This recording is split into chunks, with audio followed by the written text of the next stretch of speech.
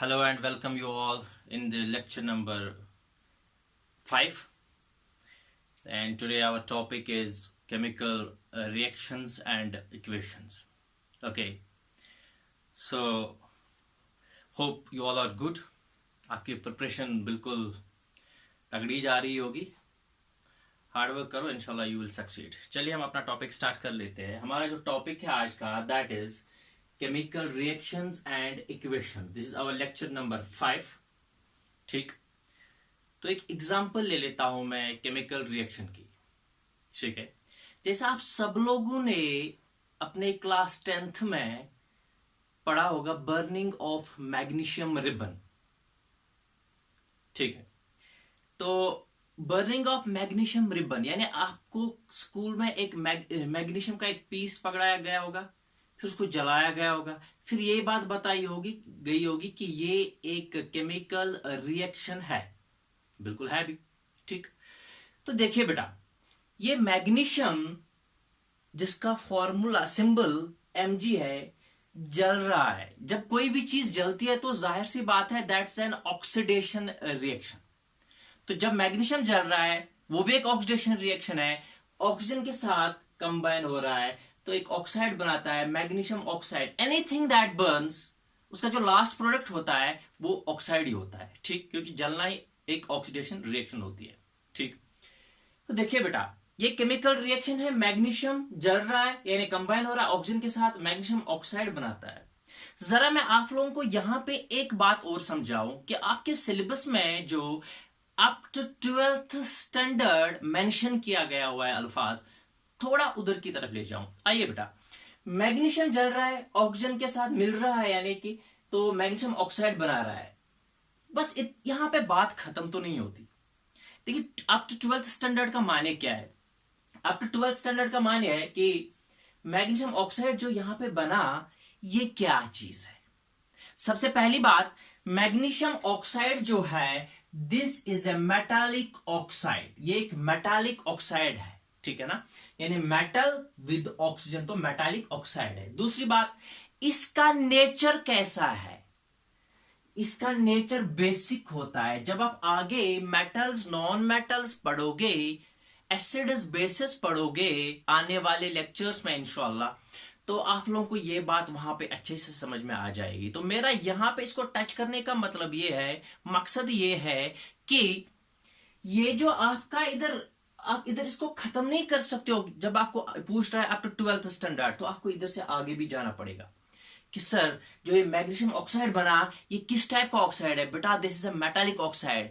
कैसे नेचर का है? बेसिक नेचर का होता है. अगर इसकी एक सोल्यूशन बनाई जाए इस ऑक्साइड की पानी में डालकर, तो वो सोल्यूशन में लिटमस पेपर डाला जाए, उस लिटमस पेपर का कलर कैसा आ जाएगा? अगर आपको ये पता है कि magnesium oxide basic metallic oxide होता है, metallic oxides are basic oxides यानी they are basic in nature, तो उधर लिटमस पेपर का कलर ब्लू आना है. तो दिस इज द डेप्थ.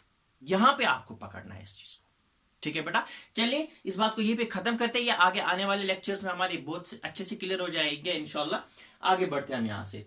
ठीक, तो ये केमिकल रिएक्शन इक्वेशंस हमने स्टार्ट किया हुआ है. सबसे पहला जो इसमें हमारा टॉपिक है दैट्स बैलेंसिंग केमिकल इक्वेशन. पहले से ही मैंने एक वीडियो बनाई हुई है बैलेंसिंग केमिकल इक्वेशन पे.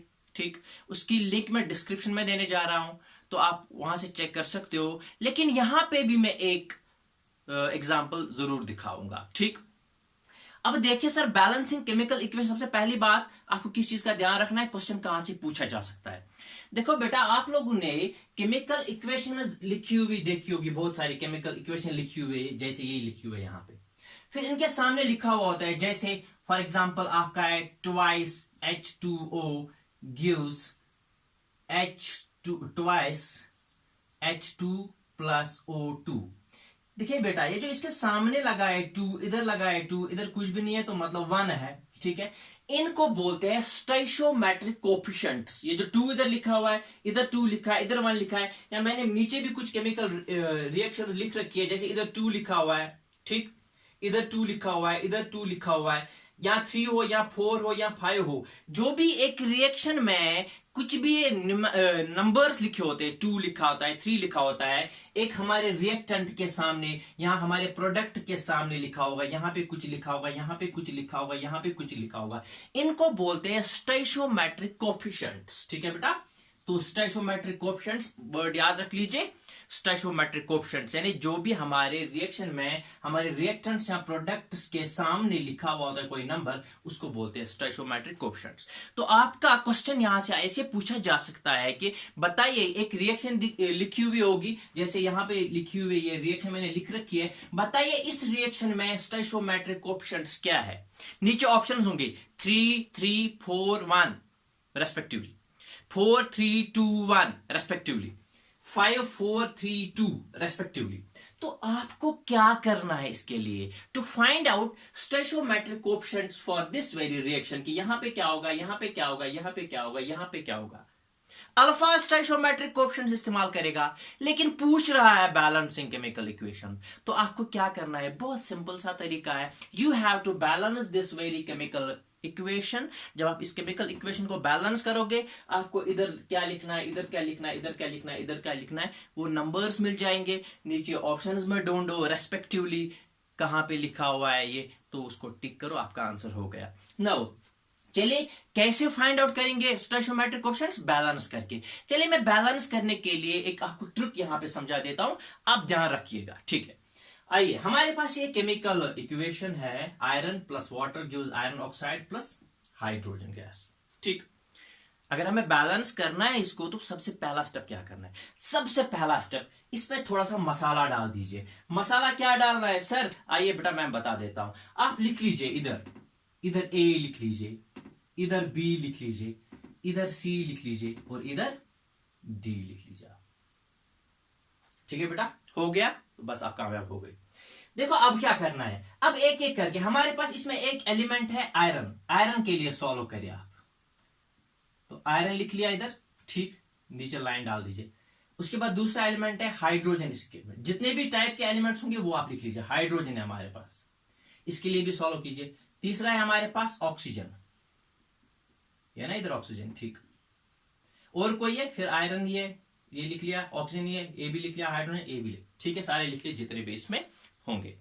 अब क्या करना है, अब हमें देखना है आयरन कितने हैं इसमें, तो मैं इधर नीचे लिख रहा हूं, देखिए कितने आयरन है हमारे पास, ए आयरन है, ए टाइम्स आयरन, तो ए, ठीक। इधर और कोई है नहीं, रिएक्टेंट साइड में तो कोई नहीं है। चलिए अब इक्वल डाल के प्रोडक्ट साइड में देख लेते हैं।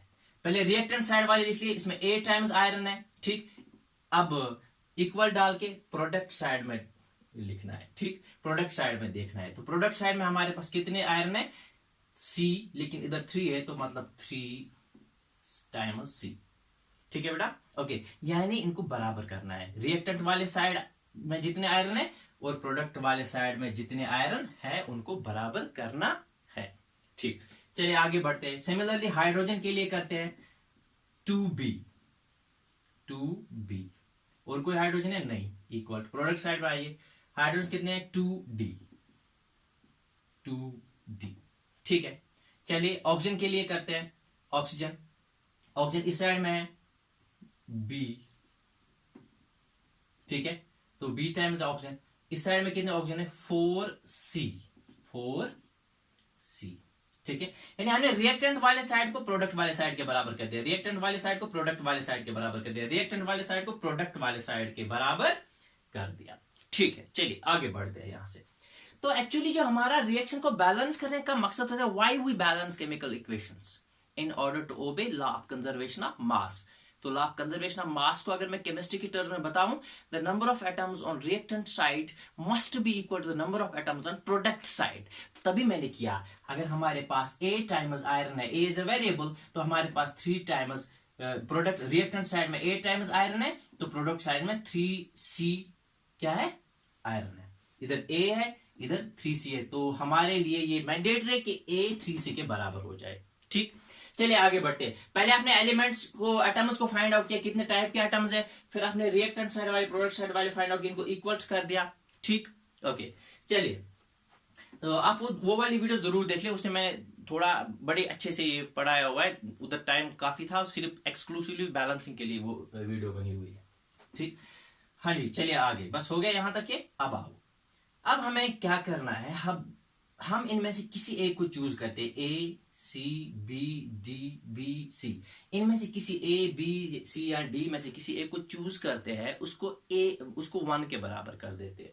मैं यहाँ पे चाहूंगा कि हमारा जो, देखिए इसमें ए और सी है, इसमें बी और डी है, इसमें बी और सी है, तो सबसे ज्यादा हमारा जो है बी है, बी 2 टाइम्स मेंशन हुआ है, ठीक है ना। तो मैं बी की बात कर लेता हूं, तो मैं करूंगा let b is equal to 1। जब मैं b को 1 के बराबर करूंगा तो इनको सॉल्व करने की कोशिश करूंगा। चलिए पहले इसको सॉल्व करते हैं, देन फिर क्या हो जाएगा, फिर ऐसा हो जाएगा 2 into 1, b के बदले 1 इज इक्वल टू 2d, यानी ये आ जाएगा बराबर 2 1 जा 2, और इस वाले 2 को इस साइड में लिया, 2/2 इक्वल टू d, यानी हम ऐसा करेंगे 2 1 जा, तो हमारा जो d आ जाएगा दैट्स इक्वल टू 1। ठीक है बेटा, चलिए आगे बढ़ते हैं, हमारा d 1 के बराबर आ गया। चलो अब इसको सॉल्व कर लेते हैं, ए वाले को। इसमें भी हमारा b तो 1 के बराबर है, हम करेंगे 1 इज इक्वल टू, b के बदले लिखेंगे 1 इज इक्वल टू 4c, और c आ जाएगा बराबर 1/4। ठीक है बेटा, चलिए आगे बढ़ते हैं, हमारा ये भी सॉल्व हो गया। नाउ अब हम क्या करते हैं, अब हम सॉल्व करते हैं इसको, हमारा d भी सॉल्व हो गया, c भी सॉल्व हो गया। चलो b के लिए सॉल्व कर लेते हैं, b तो हमारा सॉल्वड ही है, चलो इसको सॉल्व कर लेते हैं। अब a is equal to 3 into, तो c तो हमारा इधर है, फाइंड आउट किया हमने c, ठीक है। तो 3 के लिए क्या, c के बदले क्या लिखेंगे 1/4, तो 1/4, तो ये आ जाएगा बराबर हमारा a इज इक्वल टू 3/4। तो देखिए बेटा, हमारे चारों चीजें आ गई, ये हमने b 1 के बराबर कर दिया, ये हमारा d आ गया इज इक्वल टू 1, ये हमारा c आ गया इज इक्वल टू 1/4, ये हमारा a आ गया इज इक्वल टू 3/4। ठीक है बेटा, चलिए आगे बढ़ते हैं यहां से।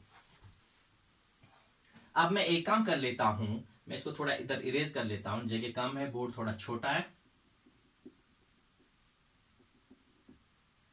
अब मैं इधर लिख लेता हूं a के बदले, a जो हमारा a किसके बराबर आ गया 3/4, तो मैं इधर लिखूंगा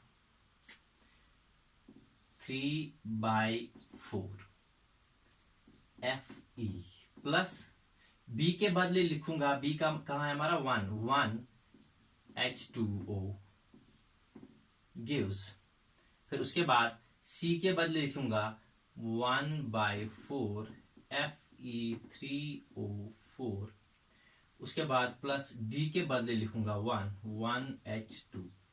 ठीक है बेटा, चलो हो गया यहां तक, आइए आगे बढ़ते हैं।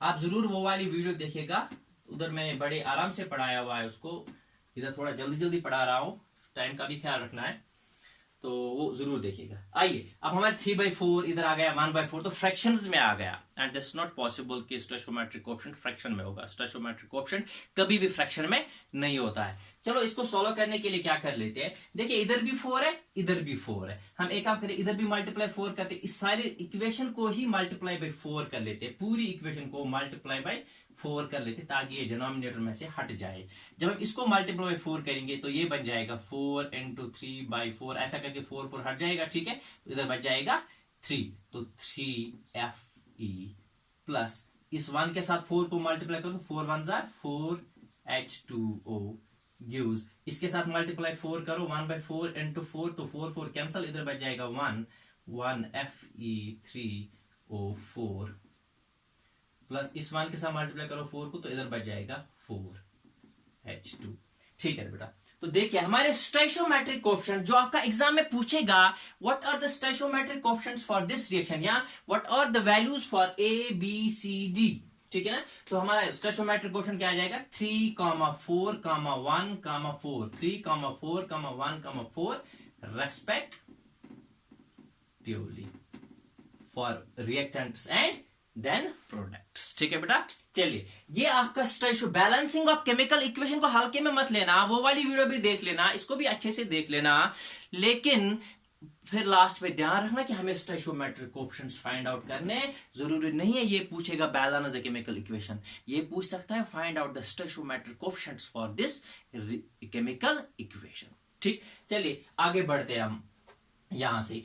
इसके बाद हमारा अगला टॉपिक है टाइप्स ऑफ केमिकल रिएक्शंस। जो हमारे पास केमिकल रिएक्शंस होते हैं उनके क्या क्या टाइप्स हैं, उनके मेन टाइप्स जो हमारे पास है। एक टाइप है first, that is combination reaction. Combination तो आप नाम से ही समझ सकते हो, कॉम्बिनेशन कि इसमें चीजें कंबाइन होती होगी, एक कंपाउंड दूसरे कंपाउंड के साथ या एक एलिमेंट दूसरे एलिमेंट के साथ आपस में कंबाइन होते होंगे। ठीक, तो देखिए इसमें हो क्या रहा है, जैसे मैंने एक एग्जांपल लिए CaO कैल्शियम ऑक्साइड, इसका नाम है क्विकलाइम। ये भी याद रख लेना, कैल्शियम ऑक्साइड का जो नाम है दैट्स क्विकलाइम। ये भी क्वेश्चन पूछ सकता है आपको आगे एसिड्स बेस एंड साल्ट्स में, बहुत सारे नाम याद रखने। तो ये दो नाम जो मैंने इधर लिख रखे ये भी याद रखना। अगर CaO है तो क्विकलाइम, अगर CaOH होल ट्वाइस है तो स्लेक्ड लाइम इसको बोलते हैं। ठीक, ओके, ये याद रख लेना, इससे क्वेश्चन पूछा ही पूछा जाएगा। नाम, कुछ केमिकल्स के नाम आपसे, या आपको नाम वही से पूछा जाएगा बताइए इसका फॉर्मूला क्या है, या तो फॉर्मूला दिया जाएगा और पूछा जाएगा बताइए इसका नाम क्या है बेटा। ठीक, हाँ जी, या इसका नेचर भी पूछा जा सकता है, वो भी एसिड्स बेस एंड साल्ट्स में आ जाएगी। जैसे कैल्शियम ऑक्साइड है, ठीक है ना, तो ये मेटालिक ऑक्साइड है, नॉन मेटालिक ऑक्साइड है, या अगर सीधे पूछ सके एसिड की नेचर है, बेसिक नेचर है, खैर वो आगे आने वाले टॉपिक्स में बात करेंगे हम। ठीक, आइए, तो हम पढ़ रहे थे कॉम्बिनेशन रिएक्शन। देखिए इसमें कैल्शियम ऑक्साइड क्विकलाइम वाटर के साथ मिला हुआ है और इसने बनाया है कैल्शियम हाइड्रोक्साइड, प्लस दे दिए हीट। तो ये वाली रिएक्शन जो है दिस इज कॉम्बिनेशन रिएक्शन। ठीक, आगे हमारा दूसरा टाइप ऑफ रिएक्शन जो है that is decomposition reaction. Decomposition reaction बिल्कुल कॉम्बिनेशन रिएक्शन का उल्टा है। कॉम्बिनेशन रिएक्शन में 2, 3, 4 एलिमेंट्स या कंपाउंड्स आपस में कंबाइन होते हैं। ठीक, और डिकम्पोजिशन रिएक्शन में एक टूट के बहुत सारे कंपाउंड्स या बहुत सारे एलिमेंट्स पैदा करता है। ठीक है बेटा, तो देखिए ये जो डिकम्पोज में हमारा है, जैसे एग्जांपल है हमारे पास आयरन सल्फेट, ये टूट के क्या बना रहा है, 1, 2 और 3 कंपाउंड्स इसने बनाए हुए। ठीक, दूसरे एग्जांपल में देखो ये टूट के बना रहा है 2 कंपाउंड्स, ये वाटर टूट के बना रहा है 2 कंपाउंड्स, 2 मॉलिक्यूल्स, एक हाइड्रोजन के 2 मॉलिक्यूल बना है, ऑक्सीजन का 1 मॉलिक्यूल बना रहा है। ठीक है, सो कॉम्बिनेशन में 2-3 चीज आपस में कंबाइन होती है। डिकम्पोजिशन में इसका उल्टा होता है कि एक चीज टूट के 2-3 चीजें बना लेती है। ठीक, चलिए, हाँ इधर भी एक चीज का ध्यान रखना है आप लोगों ने। देखिए बेटा, अगर आप लोगों ने यहां पे ध्यान रखा होगा तो प्रोडक्ट साइड में हीट है, यानी जब ये रिएक्शन हो जाएगी तो यहां से हीट निकलेगी, यहां से हीट निकलेगी, यानी जब ये रिएक्शन हो जाएगी हीट निकलेगी। तो हम इस रिएक्शन को क्या बोलते हैं, जिस रिएक्शन में हीट निकलती है उसको बोलते हैं एक्सोथर्मिक। एक्सो बाहर कर लेना, बाहर भेजते हैं हीट को, ये हीट को बाहर भेजती है, एक्सोथर्मिक। ठीक है, तो ऐसी रिएक्शन जिसमें हमें एनर्जी, जहां से एनर्जी मिलती है जो वहीं से एनर्जी देती है, ठीक है ना, तो उसको बोलते हैं एक्सोथर्मिक रिएक्शन। ठीक, हाँ अगर आपने डिकम्पोजिशन वाली इनमें देखा होगा कि इनमें देखो यहां पे भी हमने हीट लिखा है, यहां पे सनलाइट लिखी है, यहां पे इलेक्ट्रिसिटी लिखी है, यानी ये रिएक्शन जब होती है this happens in presence of heat, this reaction takes place in presence of sunlight and this reaction takes place in presence of electricity। तीनों तो फॉर्म्स ऑफ एनर्जी है, यानी इन रिएक्शंस को करने के लिए हमें एनर्जी देनी पड़ती है। We have to supply energy, we have to enter energy into the system, हमें सिस्टम में एनर्जी एंटर करनी पड़ती है। और ऐसे रिएक्शंस जिनमें हमें एनर्जी देनी पड़ती है, यहां से इन करनी पड़ती है, तो इनको बोलते हैं एंडोथर्मिक रिएक्शंस। तो एक्सो बाहर, एक्सक्लूड बाहर कर दो इसको, ठीक है ना, जहां से एनर्जी निकलती है। एंडोथर्मिक जहां पे एनर्जी सप्लाई करनी पड़ती है ताकि रिएक्शन हो जाए, ताकि रिएक्शन हो जाए। एक बात, दूसरी बात, इस वाली रिएक्शन को करने के लिए हमें कौन सी एनर्जी देनी पड़ती है, हीट एनर्जी देनी पड़ती है। और ये क्या कर रहा है, टूट रहा है, ठीक है ना, तो हम इसलिए इसको बोलते हैं थर्मोलिटिक रिएक्शन, यहां थर्मोलिसिस इसको बोलते हैं। यानी ये जो रिएक्शन होते हैं, थर्म मतलब हीट, लिटिक मतलब टूटना, यानी इधर ये टूट रहा है ये compound, but in due to the supply of energy in which form, heat energy, ठीक है ना। तो थर्म इसलिए लिखिए थर्मोलिटिक, यानी थर्मोलिटिक रिएक्शन, थर्मोलिसिस वो रिएक्शन हो गई जिधर डिकम्पोजन हो रहा है लेकिन in presence of heat energy, हमें हीट एनर्जी सप्लाई करनी पड़ती है, ठीक। अब आप इस वाले पे आ जाओ, यहां पे क्या हो रहा है, यहां पे भी AgCl तब टूट के Ag और Br बनाता है, सिल्वर क्लोराइड तब टूट के सिल्वर क्लोराइड तब टूट के सिल्वर और क्लोरीन गैस बनाता है जब हम इसको एनर्जी देते हैं इन प्रेजेंस ऑफ सनलाइट। यहां इधर ऐसे लिखा हुआ हो सकता है एच न्यू ऐसे लिखा हुआ हो सकता है, ये भी सनलाइट ही मान लो आप, ठीक है। तो सनलाइट यानी ये रिएक्शन तब होती है जब हम उसको एनर्जी देते हैं in the form of sunlight.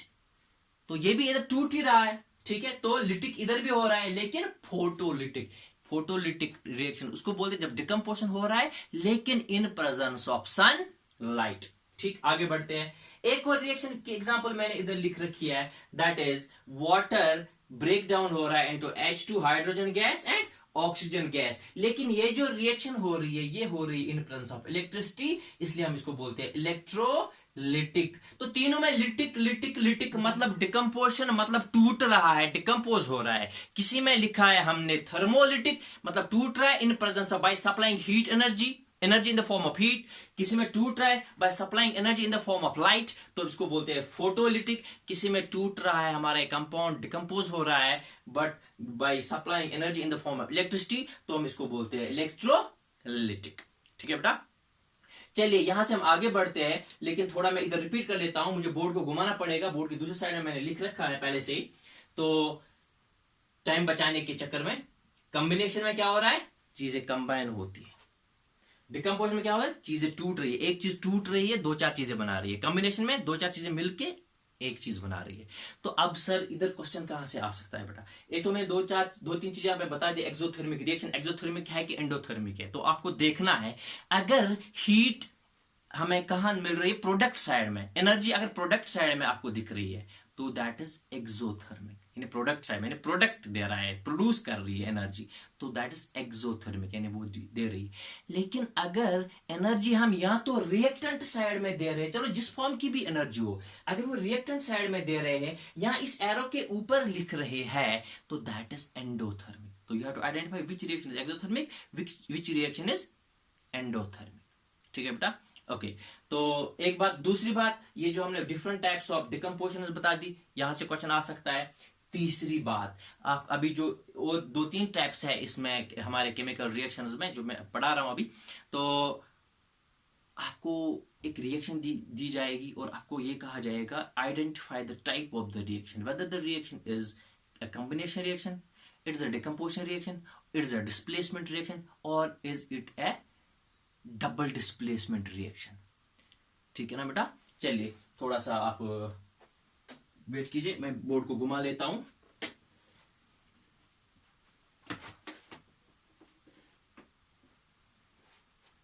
Just bear with me, just a sec. हाँ जी, तो ठीक है बेटा, आइए हमारा जो डिस्प्लेसमेंट रिएक्शन है, हमारा जो थर्ड टाइप ऑफ रिएक्शन है दैट इज डिस्प्लेसमेंट रिएक्शन, ठीक। तो डिस्प्लेसमेंट रिएक्शन में हमारा क्या होता है, डिकम्पोजिशन में तो डिकम्पोज हो रहा था, एक चीज दो चार चीजें बना रहा था, कॉम्बिनेशन में दो चार चीजें मिलके एक चीज बना रही थी, ठीक।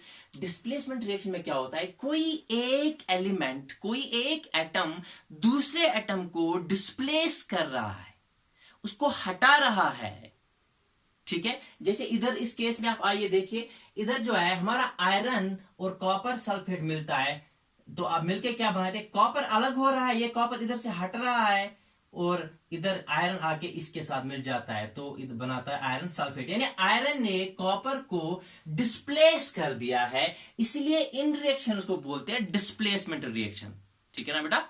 देखो यहां पे भी दो चीजें हैं, तो आप ये मत समझना कॉम्बिनेशन रिएक्शन, नहीं, आपको थोड़ा ध्यान देना है, इसने इसको डिस्प्लेस किया है प्रोडक्ट्स में, देखो ना इधर आयरन ने कॉपर को डिस्प्लेस किया है, तो इसको बोलते हैं डिस्प्लेसमेंट रिएक्शन। ये वाले रिएक्शन तो बहुत ही ज्यादा इंपॉर्टेंट है, इसमें एक बार क्वेश्चन पूछा गया था कि जब हम आयरन को कॉपर सल्फेट सोल्यूशन में डालते हैं, कॉपर सल्फेट सोल्यूशन का कलर ब्लू होता है, तो उसका कलर चेंज क्यों हो जाता है। देखिए कॉपर सल्फेट सॉल्यूशन का कलर ब्लू होता है, ठीक। जब हम आयरन इसमें डाल देते हैं तो इधर डिस्प्लेसमेंट रिएक्शन हो जाती है, इधर कॉपर अलग हो जाता है और आयरन सल्फेट बन जाता है। और आयरन सल्फेट का तो अपना एक कलर है। अब ब्लू कलर तो कॉपर सल्फेट का था, लेकिन अब उधर सोल्यूशन में हमारे पास कॉपर सल्फेट तो है नहीं, बिकॉज आयरन ने कॉपर को डिस्प्लेस कर दिया है। अब उधर क्या है, आयरन सल्फेट है, ठीक है ना। आयरन सल्फेट का अपना कलर लाइट ग्रीन है, इसलिए उस सॉल्यूशन का जो कलर है कैसा हो जाता है, लाइट ग्रीन हो जाता है। एक बात। दूसरी बात देखिए बेटा, अक्सर इसमें क्या लेते हैं हम एक कील लेते हैं, आयरन नेल, ठीक है ना। कॉपर सल्फेट की सॉल्यूशन बीकर में होती है, ऊपर से आयरन नेल उसमें डाल देते हैं, ठीक। थोड़े से टाइम के लिए रखते हैं। जब थोड़े से टाइम के बाद हम आ जाते हैं, आप देखोगे कि उस आयरन नेल का जो वेट है कम हुआ होता है। सुचा आसान थोड़ा गुलमुत, उसका वेट बिल्कुल कम हुआ होता है। क्यों? क्योंकि जो उसका वेट कम हुआ होता है, जितना आयरन उसे निकल गया होता है, उसी आयरन ने कॉपर सल्फेट में से कॉपर को हटाया है, ठीक है ना। तो फिर बनाया आयरन सल्फेट, फिर उधर लाइट ग्रीन कलर आ गया है, ठीक। और जो ये कॉपर होता है, जब हम कुछ टाइम के बाद देखते हैं, इसी बीकर में नीचे ब्राउनिश कलर पाउडर सी जमा होती है, और वो क्या होता है, वो ये कॉपर होता है जो अलग हो गया होता है, ठीक है बेटा। चलिए अपने मकसद पे आ जाते हैं वापस। डिस्प्लेसमेंट रिएक्शन में क्या होता है, एक एलिमेंट दूसरे एलिमेंट को उसके कंपाउंड में से डिस्प्लेस कर देता है, हटा देता है, ठीक। ओके, जैसे दूसरी एग्जांपल है, ये कॉपर सल्फेट है, इसको जिंक के साथ मिलाया हमने, यानी कॉपर सल्फेट की सोल्यूशन है, पहले इसमें आयरन डाला था, ठीक। तो आयरन ने कॉपर को हटाया था, तो आयरन सल्फेट बन गया था, ठीक है। ऐसे ही दूसरे केस में हमने कॉपर सल्फेट सोल्यूशन में जिंक डाल दिया, जिंक मेटल डाल दिया, तो इधर भी क्या हुआ है, जिंक ने इस कॉपर को हटाया है, तो जिंक सल्फेट सोल्यूशन बनाया है, और कॉपर अलग से जमा हो गया, नीचे डिपॉजिट हो जाता है ये बीकर, ठीक। ओके सर, तो क्या इसका मतलब है हर कोई आके इधर आयरन आ रहा है, कॉपर सल्फेट में से कॉपर को हटा रहा है, जिंक आ रही है तो कॉपर सल्फेट में से कॉपर को हटा रही है, ठीक है ना। नहीं नहीं नहीं, हर कोई ऐसा नहीं करता है। जैसे आप नीचे मैंने एक दो एग्जांपल और दे दिए, जैसे आप देखो लेड क्लोराइड पीबीसीएल, इसके साथ मैं कॉपर डाल देता हूं, ठीक। तो जब मैं डाल देता हूं, नॉर्मली अगर आप लोगों से कोई पूछेगा कॉपर प्लस लेड क्लोराइड, आप सीधे उठा के बोलोगे ये इसको डिस्प्लेस करेगा और ये बनाएगा CuCl2 प्लस Pb, है ना। तो नॉर्मली आप लोग ऐसा ही सोचोगे, ठीक है। लेकिन दिस इज नॉट पॉसिबल। इस केस में कॉपर लेड को हटा नहीं पाता है यहां से, ठीक है ना। तो ये नहीं बन पाता है, इसलिए मैंने यहां पे क्रॉस कर रखा है that this reaction is not possible, ठीक। सिमिलरली दूसरे केस में कॉपर को मैंने आयरन सल्फेट सॉल्यूशन में डाला था, जैसे इधर आयरन को कॉपर सल्फेट सॉल्यूशन में डाला था, वैसे मैं उल्टा कर रहा हूं, अब कॉपर को आयरन सल्फेट सॉल्यूशन में डाल रहा हूं, फिर मैं एक्सपेक्ट करता हूं कि कॉपर आयरन को हटाएगा और कॉपर सल्फेट बनाएगा प्लस आयरन भी बनाएगा। लेकिन नहीं बेटा, ऐसा भी नहीं होता है, ठीक। कोई एलिमेंट किसी एलिमेंट को रिप्लेस कर सकता है, डिस्प्लेस कर सकता है, ठीक है ना, तो दूसरा उसको नहीं कर सकता है। ओके, तो नाउ इसका मामला क्या है, देखिए बेटा, इसका मामला है जो ज्यादा रिएक्टिव होगा वही जो कम रिएक्टिव होगा उसको डिस्प्लेस करेगा। A more reactive element will displace a less reactive element. जैसे अगर हम क्लास में बच्चे बैठे हुए होते हैं, एक बच्चा आ गया मतलब तगड़ा बच्चा है, बड़ा मतलब फिजिकली फिट है, वो चाहता है कि उस जगह पे वो वाले बेंच पे बैठ जाए, लेकिन उधर एक छोटा बच्चा बैठा हुआ पहले से ही जो फिजिकली उससे वीक है, तो वो आके उसको उठाएगा, ऐसे हाथ से पकड़ेगा, उठा के इधर फेंक देगा, खुद जाके बैठ जाएगा, ठीक। अब अगर ऐसा होता है, दूसरा केस ले लेते हैं कि अभी ये जो फिजिकली फिट तगड़ा बंदा था वो उधर बेंच पे बैठा है, तो इधर से छोटा एक लड़का आ रहा है जो फिजिकली मतलब वीक है, उससे वो ये चाहता है कि मैं उस जगह पे बैठ जाऊं, तो क्या ये लड़का उसको वहां से हटा के ऐसे इधर साइड में कर सकता है, खुद बैठ सकता है? नहीं। तो a guy who is physically strong can displace that guy who is physically weak, but a guy who is physically weak can't displace that physically strong guy. Similarly हमारे केमिस्ट्री में, हमारे केमिकल रिएक्शंस में, इधर जो ज्यादा reactive होगा वो कम reactive element को डिस्प्लेस करेगा, और जो कम रिएक्टिव होगा वो ज्यादा रिएक्टिव एलिमेंट को डिस्प्लेस नहीं कर सकता है। तो सीधा सीधा मतलब है iron is more reactive than copper, तभी आयरन कॉपर को डिस्प्लेस कर पा रहा है, और जो ये कॉपर है आयरन से कम रिएक्टिव है, जिसकी वजह से इधर कॉपर आयरन को डिस्प्लेस नहीं कर पा रहा है, तो ये रिएक्शन नामुमकिन है, ये रिएक्शन नहीं हो जाएगी। सिमिलरली कॉपर जो है लेड से भी कम रिएक्टिव है, तभी ये लेड पीबी को डिस्प्लेस नहीं कर पा रहा है, तभी ये रिएक्शन भी पॉसिबल नहीं है। ठीक है ना। जिंक जो है कॉपर से मोर रिएक्टिव है, तभी जाके जिंक इस कॉपर को डिस्प्लेस कर पा रहा है और जिंक सल्फेट बना रहा है, और ये रिएक्शन पॉसिबल है। ठीक है बेटा, ओके। चलिए अब इसमें सर क्वेश्चन कहां से पूछा जा सकता है? देखिए बेटा, इसमें क्वेश्चन यहां से पूछा जा सकता है कि इनमें से बताओ, हमें 2-4 रिएक्शन दी होंगी, इनमें से कौन सी रिएक्शन पॉसिबल नहीं है, या इनमें से कौन सी रिएक्शन पॉसिबल है। ठीक है ना बेटा। तो यानी आपको देखना है वो रिएक्शन पॉसिबल होगी जिसमें मोर रिएक्टिव एलिमेंट ने लेस रिएक्टिव एलिमेंट को डिस्प्लेस किया होगा, और वो रिएक्शन पॉसिबल नहीं है जिनमें लेस रिएक्टिव एलिमेंट ने मोर रिएक्टिव एलिमेंट को डिस्प्लेस किया होगा। इनफैक्ट एक बारी तो क्वेश्चन का लेवल बिल्कुल ही ऐसे आ गया था, क्वेश्चन बहुत आसान था लेकिन पूछने का ढंग बहुत मजेदार था। उधर बंदा पूछ रहा है, मुझे बताइए अगर मेरे पास, क्या मैं कॉपर सल्फेट की सॉल्यूशन को जिंक के चम्मच से मिला सकता हूं, या क्या मैं जिंक का, अगर मेरे पास जिंक मेटल का बना हुआ चम्मच है और उसको मैं कॉपर सल्फेट के सॉल्यूशन में डाल देता हूं, तो क्या मैं रख सकता हूं उसको वहां पे? बताइए क्या बता रहा है। जिंक का जो चम्मच है मेरे पास, क्या मैं उससे कॉपर सल्फेट की सॉल्यूशन को मिला सकता हूं, ऐसे हल कर सकता हूं, स्टायर कर सकता हूं? से नो। अब बताओगे आप क्यों सर? ये बता रहा है मेरे पास जिंक का चम्मच है, इसको मैं कॉपर सल्फेट की सॉल्यूशन में डाल रहा हूं।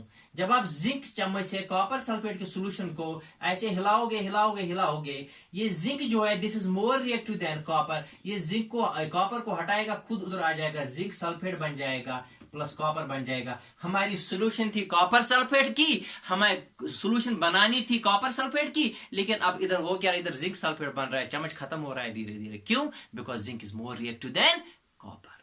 सर अब लास्ट पे तो फिर भी एक ही बात बची है, अब हमें कहां पता कौन ज्यादा रिएक्टिव है, कौन कम रिएक्टिव है, कौन किसको डिस्प्लेस करेगा, कौन किसको डिस्प्लेस नहीं कर पाएगा, किसमें ज्यादा क्षमता है डिस्प्लेस करने की, किसमें कम। तो for that you need not worry, मैंने एक जुगाड़ इधर बना रखा है, एक ट्रिक बना रखी है इधर, तो आप ट्रिक को देख लीजिए। देखिए बेटा, मैंने इधर लिख रखा है दैट आपको ये ट्रिक याद रखनी है। इस ट्रिक से आपको पता चलेगा कि कौन सी रिएक्शन पॉसिबल है, एक जिसमें ज्यादा मोर reactive element less reactive element को डिस्प्लेस करेगा।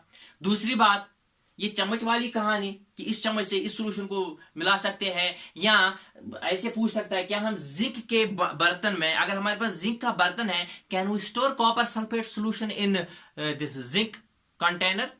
आपको ये बताना पड़ेगा। तो आप बताओगे बिल्कुल नहीं कर सकते। क्यों? क्योंकि जिंक तो कॉपर सल्फेट के साथ मिलना शुरू हो जाएगा, बर्तन खत्म हो जाएगा यार, सॉल्यूशन चेंज हो जाएगी, हमारी composition of the solution will change. Okay. Similarly अगर आपको बताया जाएगा, अब इधर मैं एक बात लिख देता हूं, क्या मैं जिंक के कंटेनर में लेड क्लोराइड सॉल्यूशन रख सकता हूं? Can I store zinc this led chloride solution PbCl2, क्या मैं ये सॉल्यूशन जिंक के कंटेनर में स्टोर कर सकता हूं? तो आपको देखना है, आपको क्या देखना है, आपको देखना है कहीं ये जिंक लेड से ज्यादा रिएक्टिव तो नहीं। अगर ज्यादा रिएक्टिव है तो इसको डिस्प्लेस कर जाएगा, तो हमारी इसकी तो केमिकल कंपोजिशन ही चेंज हो जाएगी, जिंक क्लोराइड बन जाएगा। अगर ज्यादा रिएक्टिव है तो नहीं कर सकते हैं, अगर कम रिएक्टिव है तो कर सकते हैं, कोई दिक्कत नहीं है फिर। ठीक है, तो अब ये कहां से देखेंगे, ये आइए ये इधर से देखेंगे। चलिए इसका जुगाड़ देख लेते हैं। देखो बेटा, मैंने इधर लिख रखा है, please stop calling me a careless, please stop calling me a careless zebra. Instead try learning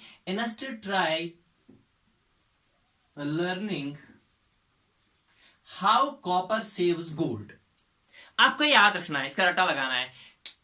please stop calling me a careless zebra.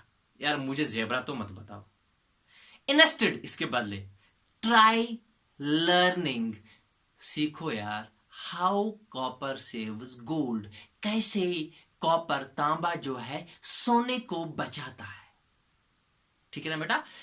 तो आपको क्या याद रखना है, प्लीज. आप देखिए स्क्रीनशॉट उठा सकते हैं आप लोग. उठाइए स्क्रीनशॉट, उठाइए इसका. शाबाश. तो please stop calling me a careless zebra. Instead try learning how copper saves gold. ठीक है ना. तो इससे क्या हो जाता है, इससे आपको ये मिल जाता है, P for potassium, S for sodium, C for CaL है ना, इधर लिखा हुआ है. ठीक है. तो calcium, M for magnesium, aluminium, carbon, zinc, iron, tin, lead, hydrogen, copper, silver, gold. ठीक है बेटा. तो जब आप लोग ये ऐसे याद रखोगे, आपको ये एलिमेंट्स इस अरेंजमेंट में मिलेंगे.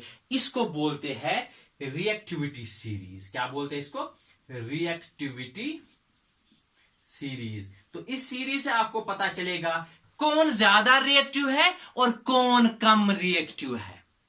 जो ज्यादा रिएक्टिव होगा वो कम रिएक्टिव को डिस्प्लेस करेगा, जो कम रिएक्टिव होगा वो ज्यादा वाले रिएक्टिव वाले को डिस्प्लेस नहीं कर सकता है. तो आइए देखते हैं. जो ऊपर सबसे ऊपर है हाईएस्ट रिएक्टिव है, यानी पोटेशियम सबसे ज्यादा रिएक्टिव है, इससे कम है सोडियम, उससे कम कैल्शियम. फिर नीचे नीचे आप जाओगे तो रिएक्टिविटी घटती जाएगी. तो सबसे कम रिएक्टिव है हमारा गोल्ड. तभी नेटिव स्टेट में पाया जाता है, तभी सिल्वर नेटिव स्टेट में पाया जाता है. ठीक है ना, क्योंकि ये कम रिएक्टिव होते हैं. ठीक, या आप मेटल्स में पढ़ोगे. खैर बीच में बात आ गई थी. हाँ, अब देखो यहां से आपको डिसाइड करना है. For example, can you store zinc in lead chloride. यहां अगर रिएक्शन ऐसे है, zinc plus PbCl2 gives ZnCl2 plus Pb. क्या ये रिएक्शन पॉसिबल है? तो आप लोग क्या करोगे, आप लोग देखोगे इस रिएक्शन में जिंक ने लेड को रिप्लेस किया है, डिस्प्लेस किया है. जिंक ने लेड को डिस्प्लेस किया है. तो हमें क्या देखना है, हम इन दोनों को ढूंढेंगे. इसमें इधर जिंक है, इधर लेड है. जिंक ऊपर है, लेड नीचे है. तो जो ऊपर होता है वो ज्यादा रिएक्टिव होता है. ठीक है ना बेटा. जो ऊपर है वो ज्यादा रिएक्टिव है, जो नीचे है वो कम रिएक्टिव है. जब आप इन दोनों को ढूंढोगे तो आप लोग पाओगे जिंक यहां है, लेड यहां है. तो जिंक ऊपर है, लेड नीचे है. हाँ जी सर, तो जिंक ज्यादा रिएक्टिव है. That means zinc can displace lead from lead chloride and form zinc chloride solution. तो दैट मीन्स हम जिंक के बर्तन में तो लेड क्लोराइड को नहीं रख सकते. ठीक है ना बेटा, बात समझ में आ रही है. तो आप इस रिएक्टिविटी सीरीज की मदद से अपने डिस्प्लेसमेंट रिएक्शंस को देख सकते हो. कौन सा डिस्प्लेसमेंट पॉसिबल है, कौन सा पॉसिबल नहीं है, कौन सी रिएक्शन पॉसिबल है, कौन सी रिएक्शन पॉसिबल नहीं है. ठीक है ना बेटा. ओके, तो लास्ट पे मैं अगले लेक्चर में मैं इस यूनिट का जो नेक्स्ट पोर्शन है, अगला जो मेरा नेक्स्ट लेक्चर आ जाएगा उसमें कंप्लीट करेंगे हम इस यूनिट को. तो लेकिन मेरी थोड़ी सी रिक्वेस्ट है, दैट इज मैं क्या बोलते हैं इसको, एक्टिविटी सीरीज आपके ग्रुप में डाल दूंगा. जो हमारा व्हाट्सएप ग्रुप चल रहा है, जिसने वो ग्रुप को ज्वाइन नहीं किया वो ग्रुप को ज्वाइन करे. मैं लिंक डाल रहा हूँ डिस्क्रिप्शन में, एक व्हाट्सएप ग्रुप का. दूसरा मैं लिंक डाल रहा हूँ, ये जो वीडियो मैंने बनाई हुई है इस पे बैलेंसिंग ऑफ केमिकल इक्वेशन, उधर बड़े विस्तार से पढ़ाए, बड़े आराम से पढ़ाया होता है. उसको भी आप लोग एक बारी देखो. बाकी have a nice day and best of luck. Thank you.